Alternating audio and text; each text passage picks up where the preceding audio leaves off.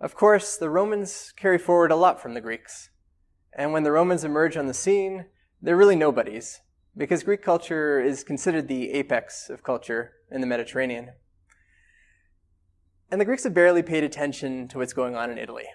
They've maybe put up a few coastal settlements, but that's it. That's basically it. So as the Romans are trying to break into the world and establish their importance, they start to tell their own origin stories. Stories that weave themselves into the fabric of Greek myth and Greek legend and Greek history. Many of you have probably heard of Homer's Iliad, which is how we get the mythical story of the Trojan War. In this story, the Greeks are at war with Troy, a city in Asia Minor where you'd find modern-day Turkey. And Greek soldiers famously hide themselves in this giant wooden horse, the Trojan horse, which is disguised as a gift to Troy. And that's how they're able to invade the city and to eventually win the war.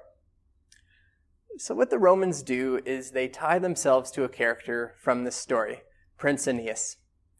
Aeneas is the son of a Trojan prince and Aphrodite, the goddess of love. He fights on the Trojan side of the war, but he survives. And so, according to the Roman origin stories, Aeneas becomes ancestor to the Romans.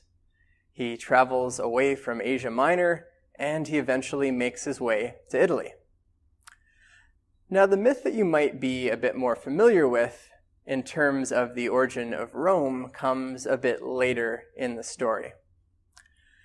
Aeneas has descendants, and one of those descendants is Rhea Silvia. Now, Rhea Silvia is a princess, and she's also a Vestal Virgin, so she has an important religious role. Rhea becomes pregnant by Mars, the god of war, and gives birth to 2 twin boys. And this alarms her uncle, Amulius, who's king at the time. Amulius, he's concerned that he's not going to remain king because Rhea's twin boys are both legitimate claimants to the throne. And of course, they could grow up to be very powerful because of their father, who's the god of war. And so his solution is to imprison Rhea Silvia, and he orders a servant to kill the twin babies. But this backfires when the servant takes pity on the babies and puts them in a basket, and he sends them down the river Tiber.